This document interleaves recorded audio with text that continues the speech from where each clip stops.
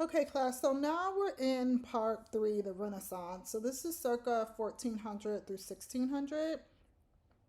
So the Renaissance started in Italy. It spanned from the 14th century to the 16th century. The styles of the Renaissance period currently continues to influence Western culture. The Italian Renaissance was divided among the aristocracy, the merchant class, artisans and artists, the town laborers, and the peasants of the countryside. The ruling class was made of men from aristocratic or noble families. Merchants marrying into noble families was a means of being considered more respectable. Hence, oftentimes, marrying into these families was sought after. In noble families, sons inherited the family's wealth. They were trained to take over the family's business, which typically was related to the textile industry. Silk, wool, cotton, and linen were used to create Italian dress. Italy primarily wove wool and silk. It is thought that advancements to silk weaving looms occurred in the 15th century because of the complexity of the decoration of Italian silk.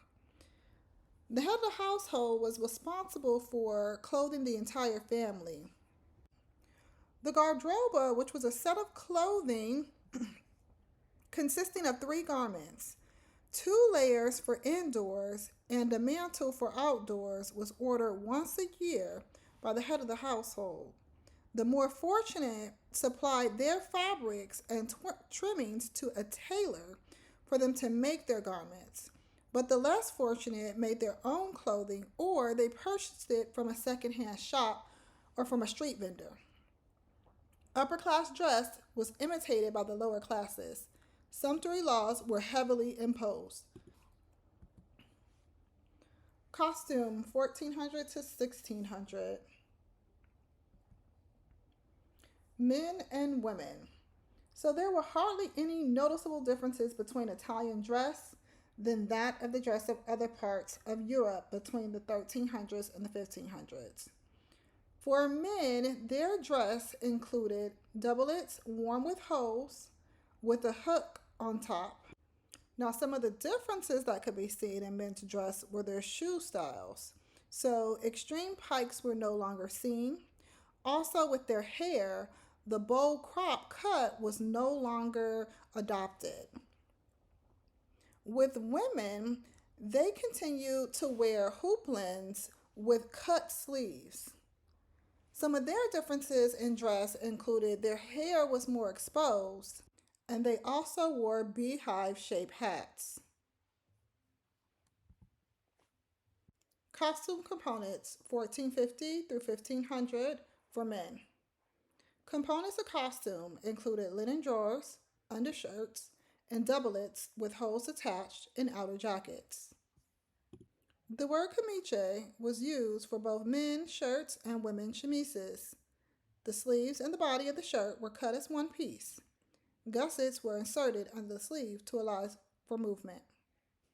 Sleeve styles varied, ranging from sleeves cut into two sections in the early part of the century, with one section being full and somewhat puffed from the shoulder to the elbow, while the other section was fitted from the elbow to the wrist, similar to a dolman sleeve.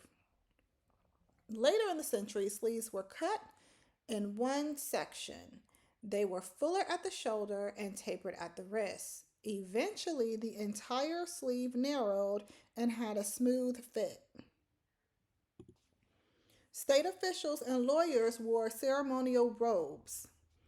Hair was worn in medium to long length by young men, but was worn shorter than medium length by older men. Shoes were rounded off at the front. Costume components 1450 to 1500 for women. Linen was used to create the camice. However, the quality of the fabric varied depending on the status of the wearer. The camicia was worn by peasant women in the field. Women also wore this garment alone in their homes during the summer as the lightweight fabric provided comfort. A major distinction can be made between the hairstyles of Italian women and that of Northern European women. Italian women wore their hair uncovered in elaborate styles with token head coverings worn. These head coverings were small, jeweled nets set at the back of the head or a small sheer veil. The ferrule was made of a chain or a band of metal pearls that became popular during this period. It was worn across the center of the forehead.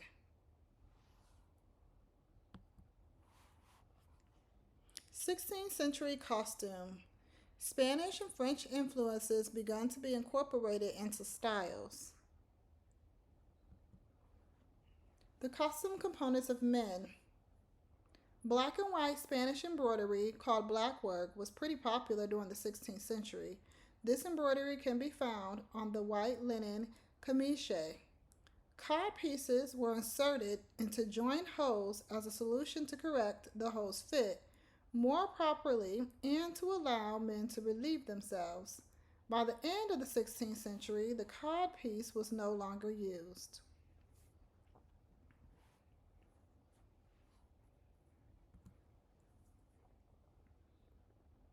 The camicie was decorated with embroidery and other finishes such as ruffles at the neckline. The silhouette of dresses became wider and fuller. The bodices of women's dresses had Spanish influences. The waistlines were now straight, but the necklines were square, wide, and low. Sleeves were widened with a puff at the top, and turbans became fashionable. Regional distinctions in costume. The 15th and 16th centuries. Venetian costume. In the late 15th century, men's garments had waistlines that were V-shaped in the front and located slightly below the waist at the back. By the 16th century, men's dress had Spanish and French influences. The waistlines of women's gowns, however, was high and located just below the bosom. Chopins were high platform shoes that were worn. Their hair was bleach blonde, and by the 16th century, the hair was arranged above the forehead in two twin-like horns. The placement of the waistline also went back to normal for women in the 16th century. Officials such as the Doge and ruling class nobles wore traditional robes. Their rank in office was denoted by their sleeve length. Costume for children, the Italian Renaissance. The dress of children was similar to that of adults once they were out of swaddled clothing. In their earlier years, young boys wore skirts. Older boys wore doublets, jackets, and hose. Little girls wore dresses similar to older women.